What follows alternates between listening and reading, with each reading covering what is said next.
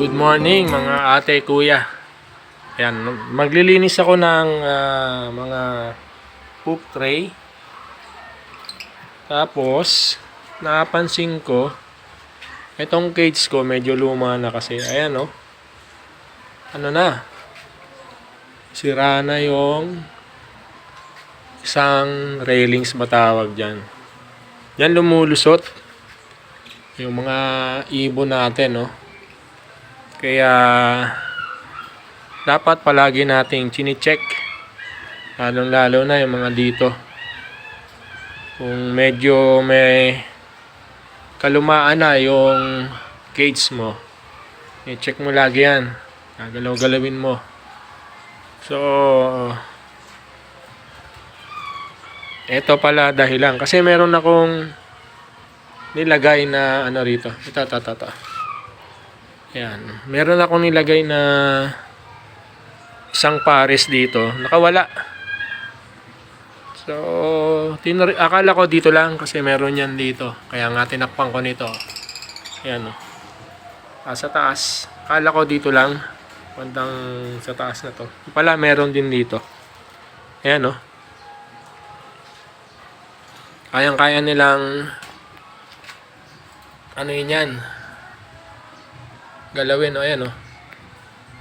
So ang gagawin ko, pupulupot ko na lang muna to. So ganyan ang gagawin nyo mga ate, kuya, no? Ito luma na to. Kaya nire-repair ko na lang yung iba rito, lalo na to. Ayan o, kagaya nito sa ilalim. Minsan lumulusot sila dyan. Ayan o.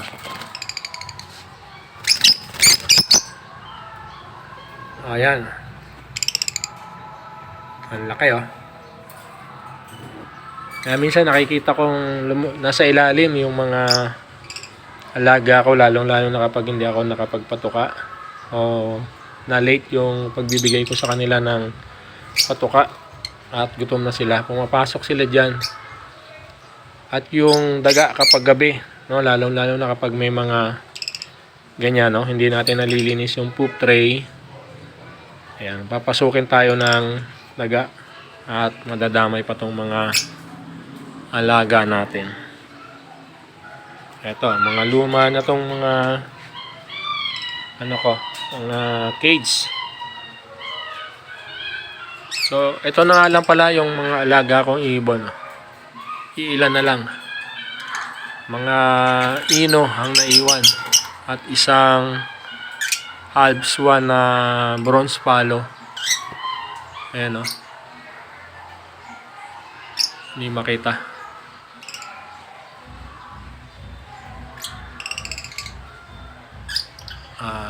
Malabo yung camera ko. Tapos, eto. Akala ko orange space, hindi pala. Pero ano rin to, pale-headed. So itong nandito, hiniram ko pa naman to sa tropa. Ano to, dilute. Dilute yan, papalabasin ko lang. Yan. Lapit na mangitlog to. Green opa. Dilute yan. Tapos par blue na opaline, yun yata yung hen dilute din yan. So para dun sa mga bago, no, maganda na pag-aralan nyo kung ano yung magiging posibleng inakay nito, no. Kung matagal ka ng subscriber ko, ano na lang ito sa'yo, no, kumbaga chicken feed, no? Walang-wala na to. Alam mo na kung anong ilalabas nitong pinagpapares ko na to. So, parehong ano siya, parehong dilute. Diyan ako mabilis na natuto. Kapag nakakita ako ng nagpo-post na mga parisan, tinatandaan ko kung ano magiging anak nun o inakay. Kasi sigurado ako no kapag nag-post yung isang mag-iibon, ipopost niya rin later on yung mga naging anak. At madalas ay hindi naman sa pagyayabang, lalong-lalo na kapag nilagay niya yung mga mutation na involved sa parisan, yung mga karga. So, madalas ay tumatama yung yung expectation ko dun sa niya, sa parisan niya. So, at madalas din ay pini-PM ko yung may-ari para i-confirm kung ano nga yung mga naging niya, yung naging panak niya.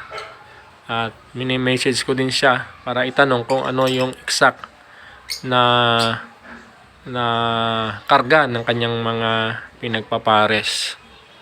So, yung iba ay friendly naman, lalong-lalo na kapag matagal mo ng friend sa FB, binibigay naman nila. So, sinasabi ko kasi gusto kong hulaan yung magiging inakay ng kanyang pinagpapares. At natuto rin ako sa kakatanong, no? At ang napakahalaga, no, yung foundation na masasabi kong kailangan ng mga newbie. No, kung gusto nyong matuto ay yung mga alamin mo yung mga yung mga mode of inheritance. Yung mga recessive na sinasabi, sex link, yung mga dominant, incomplete dominant. Kapag nakabisado mo yan, sisiw na lang sa'yo yung pag-ID. Kailangan lang yung mga binibreed mo, alam mo talaga kung ano yung niya, yung karga. Kasi kapag hindi mo alam, magugulat ka bakit naganak ng ibang kulay. O bakit yung parisan mo naganak ng violet samantalang wala namang violet sa parents. Ang hindi mo alam, lalong-lalo na kung green, nasa underwings, no? Tingnan mo. Ano yan, meron kasing tinatawag na green violet at may katago lang ng green. Hindi lang siya prominent yung violet na kulay sa green. Ganun din kapag mayroon kang normal dark factor o yung mauve o yung mauve na sinasabi, may tatago rin yung violet factor.